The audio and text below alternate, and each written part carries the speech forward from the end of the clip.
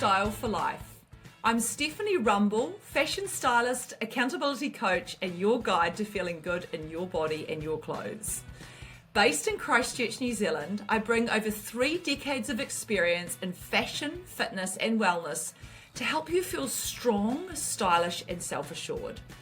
Together we'll explore the emotional, physical, and practical sides of style because true confidence starts from within. No matter your age or size, you deserve to feel confident and show up as the best version of you. I truly believe this. This is Style for Life. Hi everyone, welcome back to the podcast today. I just want to thank you all for listening to the podcast because I realized that I had launched 100 podcasts.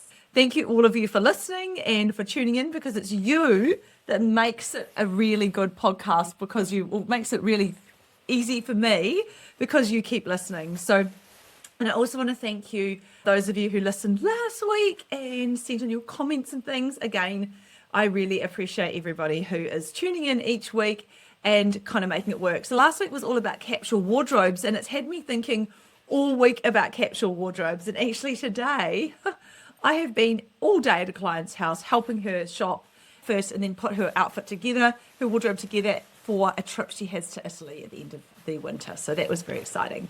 So I wanted today to talk about something that keeps coming up for me and coming up with my clients, coming up in conversation, and it's about busyness. So often when I tell people what I do, which is obviously a selection of things, they go, "Oh my goodness, you must be so busy." And I'm like, well, I am some weeks and then other weeks not so much. So there is a lot of mental juggling, working, doing a number of different things. But I think what I want to say is that personally, I sometimes do feel like I've got a lot going on, but all of my little jobs and little things I do all add together to make a 40-hour week kind of career. So that's what happens. And some weeks it's entirely styling. Some weeks it's a couple of days styling and some days of leadership education. Some weeks I am doing admin days and a bit more fitness instructing. But on the whole, I try and keep the balance. But I thought we'd talk about busyness because some people are really intimidated by busyness. They find other people's busyness really triggering. I know I had a friend some years ago who used to find it really hard when I was busy. She had a mother who was a bit disconnected from her, potentially, who was always busy. So anyway, whatever the case may be, she found busyness really difficult. So I thought it might be useful to do a bit of a podcast on it, talk a bit about it, figure out what busy actually is and how we can overcome it and what the impact is. And I'll share some personal insights on this as well and some insights from people I know have worked with and that are giving some advice in this area. So if we think about what being busy is, it means a constant state of activity where your time and mental energy are entirely consumed by tasks, obligations, and distractions. Like, I think there's all sorts of things there. So is it something that you're actually just doing? You're always constantly doing something in the house? Do you feel like you're always having to do something for other people? Or are you always distracted into maybe social media, right? So in modern culture, busyness has transitioned from a temporary logistical state into a warped social status symbol and a marker of self-worth. Honestly, I just don't buy into this at all. I do not see being overly busy as a symbol of self-worth. I think we need to really try and debunk this, but it has happened. So what's happened for women particularly, and this podcast is focusing mainly on women, is it's evolved into a profound physical, emotional, and social problem, often referred to as a busy trap, or you may have read the book by Libby Weaver called Rushing Woman Syndrome. I think someone gave it to me to read, and it was really insightful and really interesting, and I've taken things on board from this. So, one of the examples of busyness is I had planned to do my podcast yesterday, but some things came up with my family and I couldn't do it yesterday. And that took priority and that was absolutely perfect. I was happy to do it. And I thought, right, I'll get up early on Tuesday morning and do it then. But I actually was really tired this morning. So I gave myself a break and scheduled to do it after I'd finished my day, which is now, which is great. So it's good to be here with you. But I think I gave myself a break, didn't pop the pressure on myself to do it in those times where there was other pressures or where I was feeling tired, and I feel really good now. So that's been a good decision.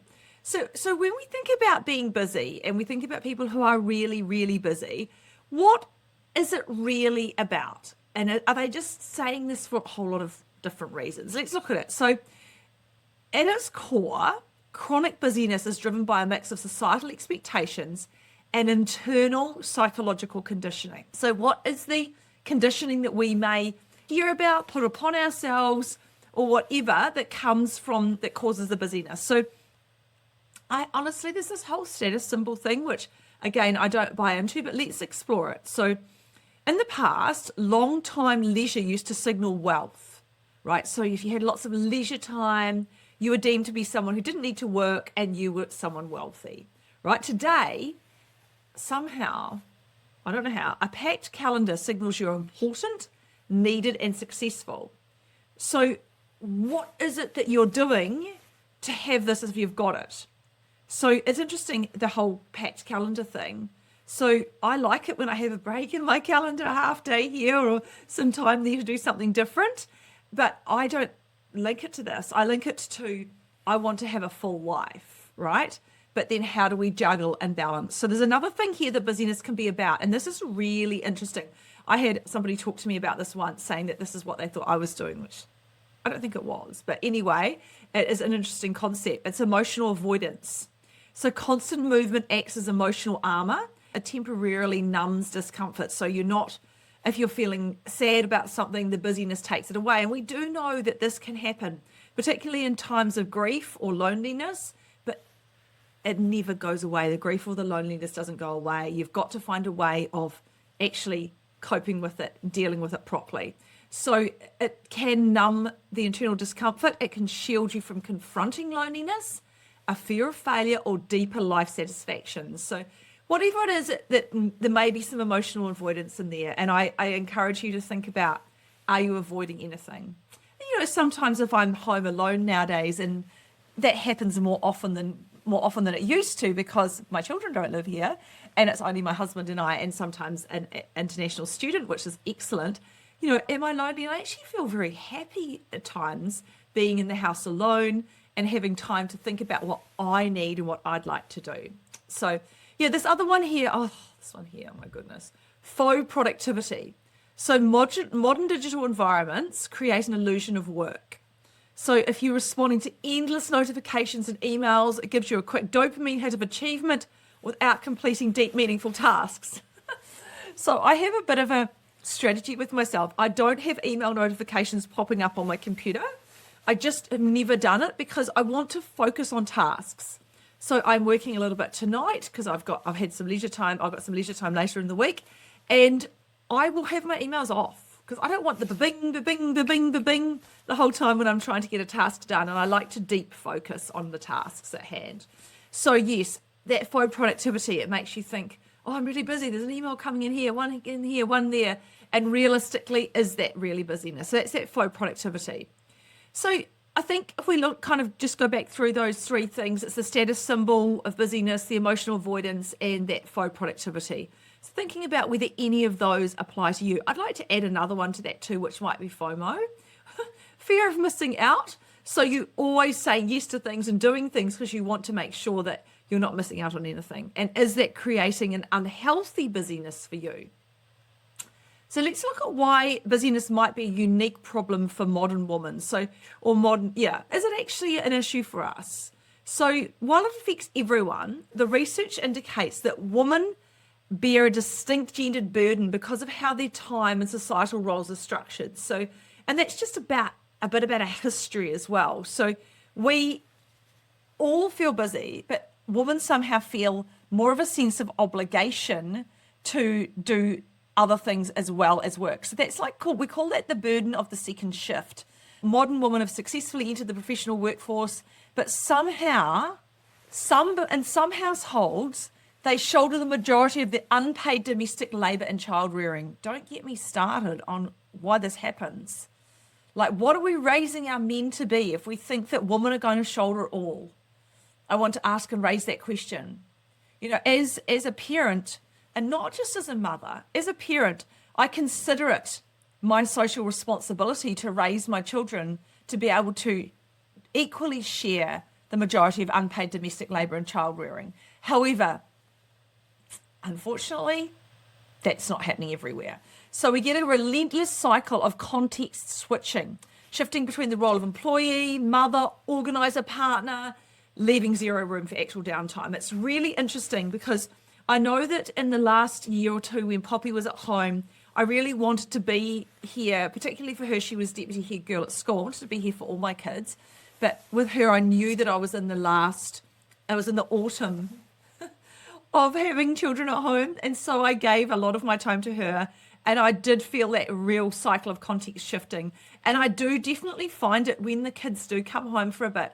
I'm constantly going between one thing and the other and the other and the other. Like right now, my beautiful oldest son has made a phone call to me. He's driving for 90 minutes. It was about 30 minutes ago. And he wants to chat to me. And I really want to chat to him. So I said, I'm going to do my podcast first and then I will talk to him. So that will be my leisure time. I'll make some food and take some time. So you can have this whole business where you are going from one thing to another, this context shifting, which can be really hard and make you feel really busy. Fragmented leisure time is another issue which has been raised too. And it's really interesting, this whole concept, because if we look at time use studies, which are highlighted in lifestyle media like Marie Claire, women's free time is fragmented compared to men's. Instead of expensive, uninterrupted hours to recharge, women often experience leisure in little wee slivers of time, such as reading 2 pages of the book or waiting for a kettle to boil. Oh my gosh, so familiar. Which fails to restore the nervous system. I think I might have done this morning. I got my book. I'm trying to finish a book for book club, which is on menopause. It's really good. And so I'm thinking, I'll read it while I eat my breakfast. It doesn't take me long to eat breakfast. So I got 2 pages read. Anyway, so I think that's interesting, that fragmented leisure time. And I force myself into this. I force myself into my leisure time because I have a very much a perfectionist nature and want to get things completed and done. So yes, I definitely do that. Oh, societal guilt in doing it all. So we are conditioned to prioritise the needs of others. And sometimes we experience extreme guilt or intense guilt when we try and step back. And there's a cultural expectation to seamlessly manage a high-powered career while maintaining a picture-perfect home. And this is an unattainable standard. And busyness becomes a tool to manufacture external validation. So, can we do it all?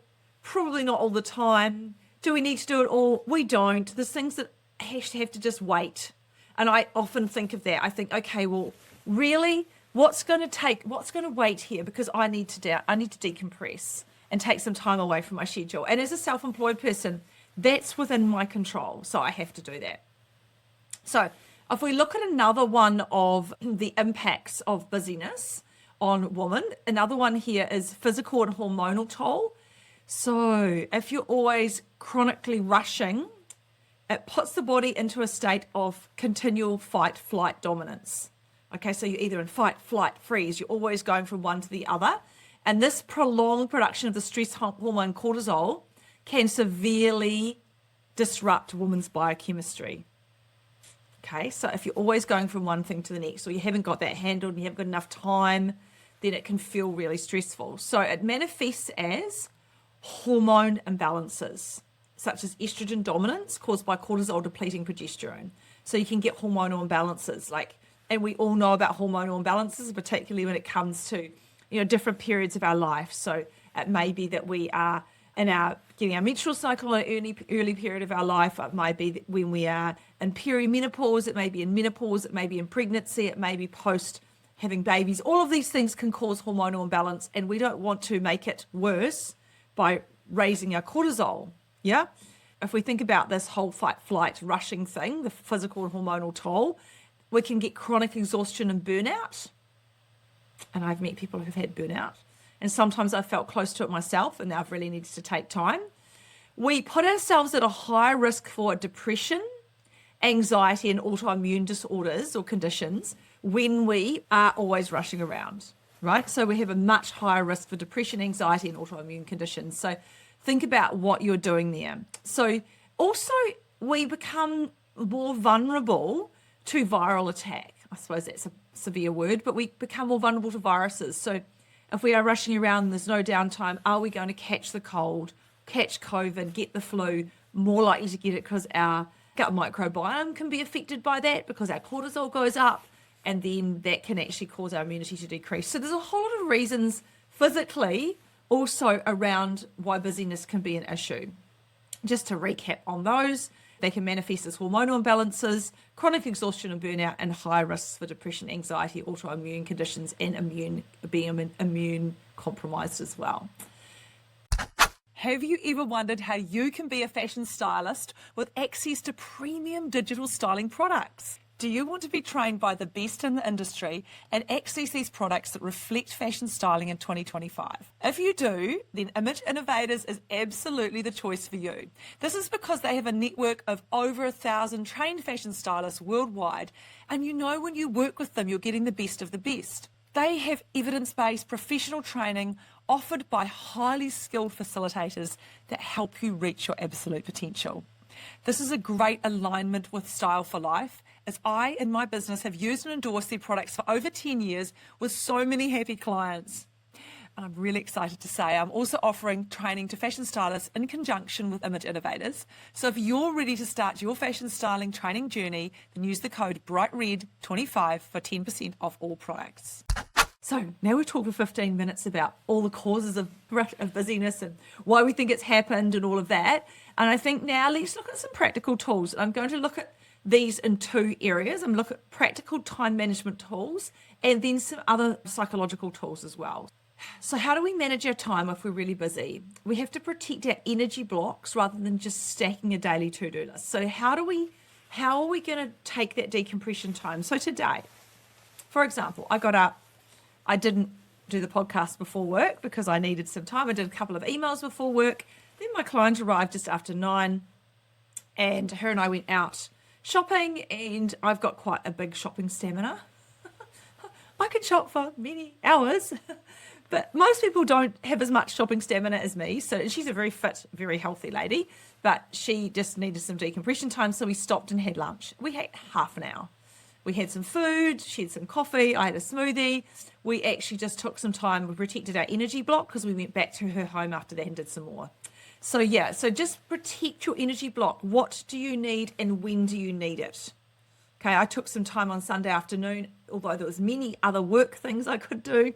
I took some time to lie on the couch and decompress. So, and actually read a book, the book on menopause I'm trying to finish. So that was the first thing, is thinking about time blocking. So group similar tasks. So protecting energy blocks is really important, but let's look at time blocking within your work schedule. And I really like this. So group similar tasks into dedicated time windows like administrative work, meal prep, deep thinking. So I'm going to group meal prep, which David has done most of. Let's not say that I'm going to do all of it, and calling my son into a time block so I can do that together. And I also always put my invoicing pretty much all in one block, because then it doesn't mean I'm switching between one thing and another. I like to have it all done at the same time. So that time blocking can be really good for your mental health, and it definitely allows me to get specific tasks done. So I'll put administration into a whole morning and get all my administrative tasks done rather than trying to grab some time here, there, and everywhere, which means that it's fragmented and doesn't get completed. The next thing here, and I really like this, it's called the Eisenhower Matrix, and it's dividing your entire to-do list into 4 distinct quadrants based on urgency and importance. So I teach this a little bit in leadership training when we're looking at time management. So what is actually urgent and important? So what are the tasks that you actually have to do right now, right? What is not urgent but important? And that's where we want to spend most of our time. That's quadrant 2. Quadrant 1 is urgent and important. Quadrant 2 is not urgent but important. That's the tasks that get us through our day, right? Then we've got down here, urgent but not important, and that's all of those emails that come in, other people's issues, those quadrant 3 things.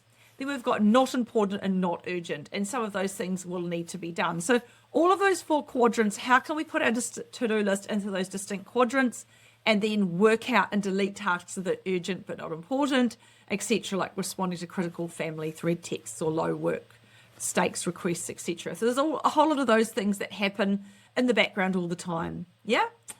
The 3-task rule. This is another really good way of managing your time. Write down only 3 non-negotiable meaningful tasks each morning. Everything else is treated as a bonus, helping to reduce the constant anxiety of an unfinished endless list. Oh, how interesting is that unfinished endless list? This list here is my list, and it has lots of things to do on it. And I always write it out. This says to do 2nd of June. Actually, it's now the 9th, so I need to do an updated one. And I think it probably is time. I've done quite a few things on that list. It's very satisfying. But it is getting those 3 things done. So this morning, I had 3 people I needed to email, and I got them done before I started work. And they were the 3 urgent and important tasks that need to be done. Okay, so that's really important. 3 tasks that you get done, and anything else is a bonus.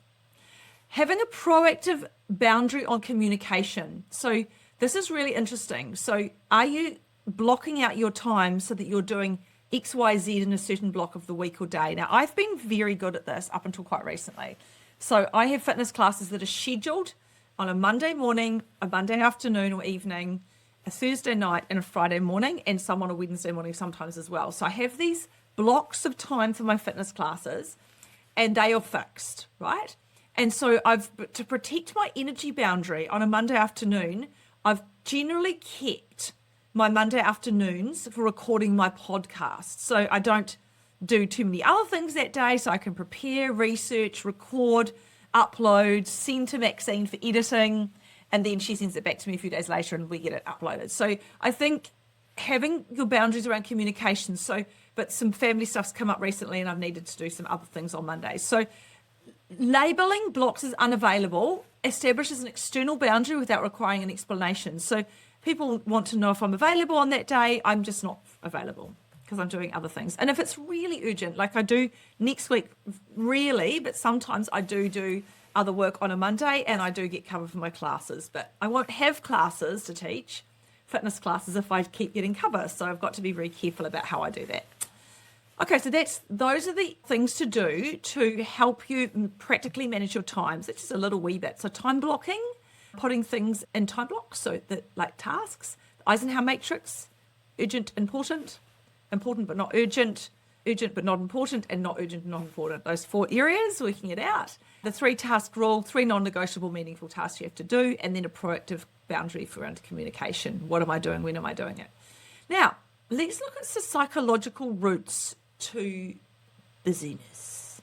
Okay, so I think the biggest barrier to managing time is really lack of organizing tools. It's the unconscious emotional writing that makes it really painful to step off the treadmill. And I can tell you now, I love stepping off the treadmill. Last weekend, the weekend before last, King's birthday, which is a public holiday in New Zealand, I took 3 days away with one of my great friends, Mel, and we went tramping in the Nelson Lakes. And it's quite cold at this time of the year to go tramping. And it's quite, there's a bit of volatility in the weather because we are in our winter now. It was the first day of winter where we finished our tramp. And so, that was great for me to step off the treadmill of my work because I actually love my work and I could stay on it the whole time, but it's not good for my mental health.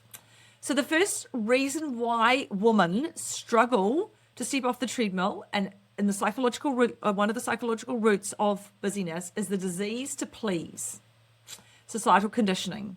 And we talked a wee bit about this before. So women are heavily conditioned from childhood to be nurturers, helpers, keepers of social harmony.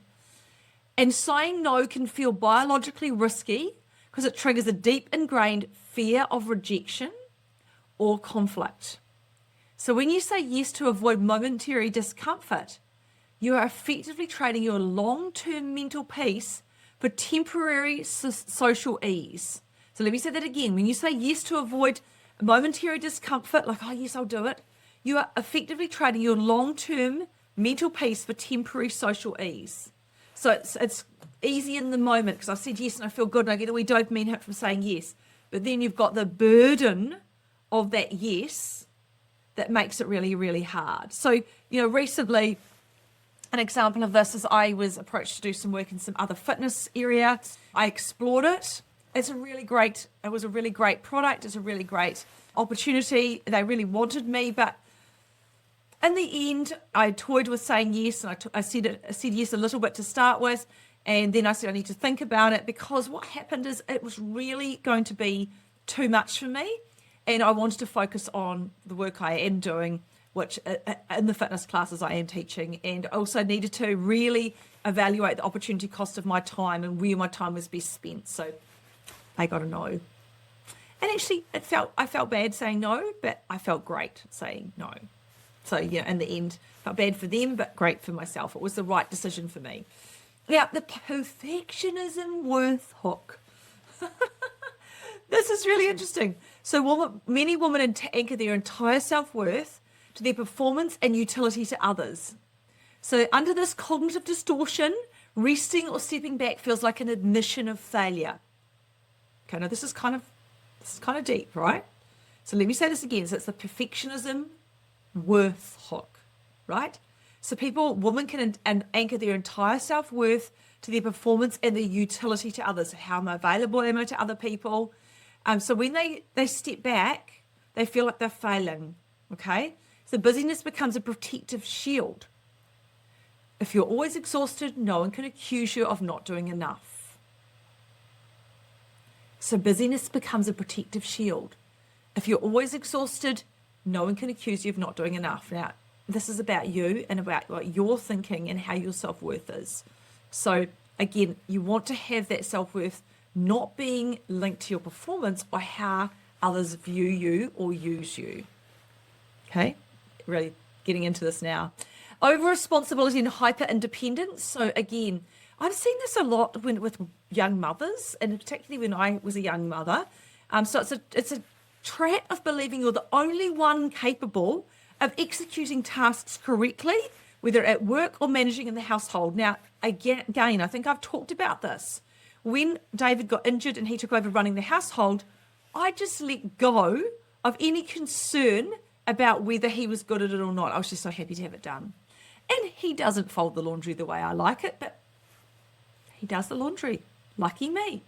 Because if you have this hyper independence, it's often a trauma response or a control mechanism.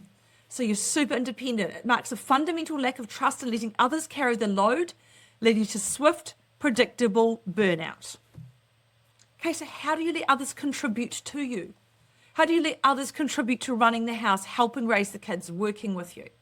So that's 3 psychological roots of busyness. The first is the disease to please, societal conditioning to want to please everybody else. The second is the perfectionism worth hook. And the third is the over-responsibility and hyper-independence, which means others can't contribute to you and it can lead to burnout. So that's been a whole nearly 30 minutes talking continuously, again, me, about the busyness trap. So I just want to say to you, think about just a couple of other little things to think about when you are feeling like you've got a lot on your plate. And I often have a lot going on, and I like my life to have a bit going on, but I do protect my rest time. And to do that, I've recently really re-established, I think I've talked about this a couple of times, some hobbies which are really useful for me. I've always run, and running's really great. I love my running friends. They create connection, creates exercise. It's a fun environment. But aside from that, I needed to have hobbies that weren't just about physical activity. So what happens when I'm injured? Then I have no hobbies, right? So I've been part of a book group for a long time. So I've made it really important to me to get the books read or almost read.